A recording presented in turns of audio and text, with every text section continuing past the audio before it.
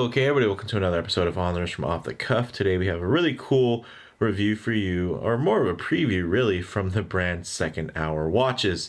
Now they're basically a micro brand upstart coming to Kickstarter, and they were founded by diving fanatic Peter Sargison. And yeah, this is actually the second hour watch that I featured, and this one's going to be coming come I think it's launching March 2021, so a little bit of an early preview, but man, am I still excited about this thing. Now, in terms of kind of the category I'd put this in, this is really in that nice everyday watch category, some key common characteristics, and it's not like when you're looking for something that can be worn every day, you're really just going to want that versatile blend of sporty and dressy attributes. Now, this is the Second Hour Mandala, and it's basically a watch of kind of that sporty yet dressy elegance, and it's targeted at the active professional who kind of has a creative side, I would say.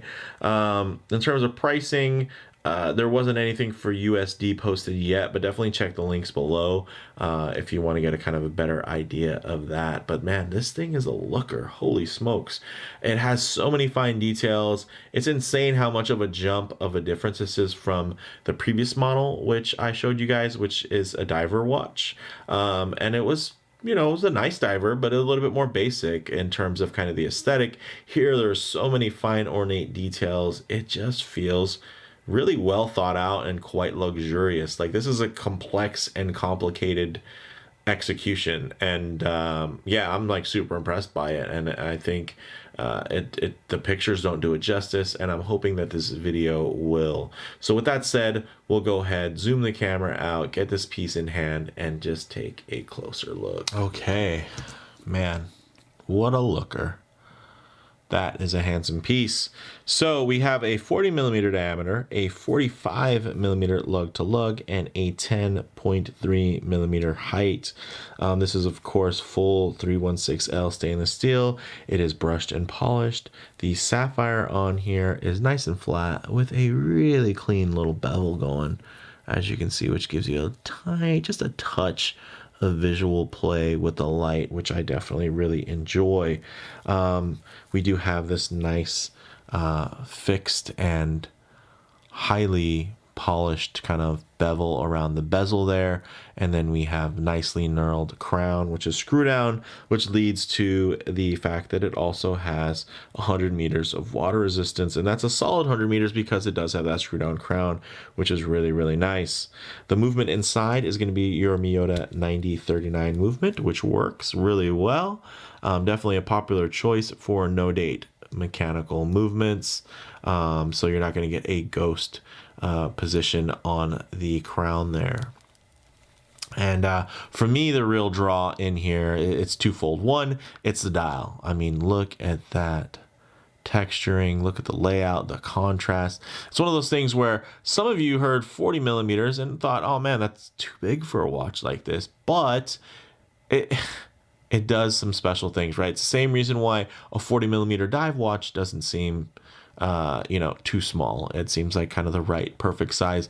They've done something similar to that where they've really kind of squished your eye down to the center of the dial, even pushing those indices really far in there, and then you have this nice sloped little outer chapter ring portion. Again, with the color contrast, it really just shrinks the dial visually, but you're still getting the nice kind of 40 millimeter silhouette of a sports watch, and then you're also getting really nicely tapered lugs here, so it's not going to wear large, but it's not going to wear too small. So it's kind of, man, it has a really nice Goldilocks kind of sweet spot that I think it's hitting there in those terms. You do also get 6 layers of anti-reflective coating on here, so the nice thing is on video you're really getting to see that dial pretty unobscured, and it is a luscious and decadent, glorious little dial there. So very, very cool.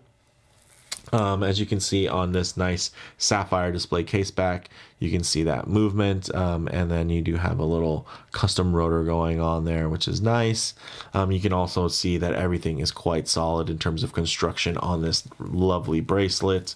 20 millimeters at the lugs, tapering down slightly here. You actually get a full 9 link, and then it tapers down to about 18 millimeters. You get screw-in connectors there, so it feels very, very premium. Man, this thing feels super solid. Really nice tight tolerances here, and very, very nicely articulated, although the links themselves are a hair long. The nice thing is, because you have a traditional clasp, you can use the micro adjust holes here to make sure you get really the perfect size in terms of fitment. So really, really great. You do have, when you get down into this dial here, let's take a look. You have that really nice multi-layered, geometric pattern dial. You get the polished hands. You get BGW9 Swiss Super Luminova. And man, this thing is just clean, man. I mean, it's not stark or minimalist, but it's clean. Like, it's a very, very balanced setup. It has a really nice legibility. I like the layout. I like the color play on it, the contrast that they're working with, even kind of the multi-finishing there. So even though it's a blue dial, because there's just different textures on it, it's going to catch light in different places in different ways, and hold really different shades and tones as you wear it. So very nice from that standpoint. And I'm digging that, man. So with that said, let's actually get this thing on wrist and see exactly how well it wears. All right, as you can see on my 7¼ inch wrist, this thing wears really, really well. Again, although it's a 40 millimeter watch, and some of you might be thinking just a hair large for something without a rotating bezel, it does still have a relatively tidy dial when you think about the center portion of the dial versus kind of that outer chapter ring. So it does give you some of those illusions. And of course, the way the color and the light hit, again, you're getting multi-level, multi-layers, different pieces of contrast, even up close here, where you get a little dial distortion. I'm sorry, not dial distortion, but lens distortion. And it's going to make the thing appear quite large. It's really not. Man, that thing, it's pretty small. I'm looking at this and I'm thinking that the 40 millimeters was absolutely the right call. Typically, I'm more of a 38.5 to 39 millimeter kind of guy. But again, that's just a numbers game. It really comes down to the execution and so many other nuances when it comes to how a watch will actually wear. So I'm glad, after getting this thing, in the metal, in the flesh, it just wears just as good as I had hoped. So really nice. You can see that nice thin profile just lays right on the wrist, super thin. That bracelet is absolutely gorgeous. Look at that thing, beautifully articulated, great high polished accents there, very, very fine brushing. This case has some real magic going on in terms of the contours, guys. Look at that nice fine bevel here on the upper portion of the case, and that beautiful undercut underneath the case, which makes it beautifully wearable, and it just gives you a nice range of motion. And just, man, look at that thing. It just lays so flat, really gorgeous. And again, really at any angle, this thing is giving you so much eye candy in terms of what to look at and where to look. There's just a lot to enjoy on this bad boy. So very, very cool. We'll go ahead, get it off the wrist, and stage some Lume Shots low light transition and get into some closing thoughts. Okay, we'll go ahead and hit the lights here. As you can see, that BGW9 is really nice, and you'll also notice that they have this really cool feature. It ties in actually to their diver as well, where the actual chapter ring there, you can see that it has some extra lume at the 12 and then down at the 5, or is that the 4? Yeah, it's tough at this angle. Yeah, the 4 o'clock, and then also the 8 o'clock. So really cool kind of little triangle triad thing in terms of orientation. So you kind of know where the 12 o'clock is really easily. So I think that's a really fun little feature there. Now, what a thing I really like to work into these Lume Shots is some low light transition, because you're not always going to be out in the middle of a field enjoying direct sunlight. A lot of times you're going to be coming in and out of a building, or maybe walking underneath an overhang, or, you know, maybe spending some time in your favorite automobile.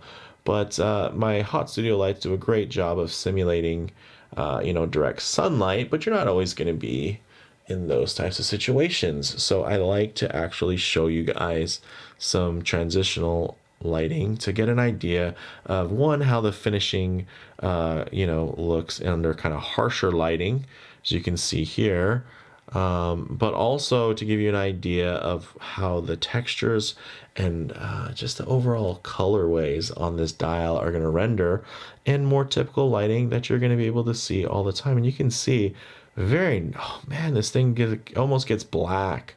Really nice high contrast dial, and then it also can soak it in and negotiate it. It doesn't ever really turn just like bright blue color washout because of all those different textures you're getting. You're kind of getting a matte blue around the outer ring. You're getting a more vibrant brushed blue in that secondary ring, and then of course in the center with all the geometric patterning and texturing, you're getting just a maze of dark and bright blues. So really cool. I think this type of blue dial can be quite overpowering in a lot of cases, but not in this one because of that execution. So it can be a little bit brighter because honestly, it hides the light and plays with it and soaks it in such different ways that it doesn't get too bright all at once, which I think is really cool.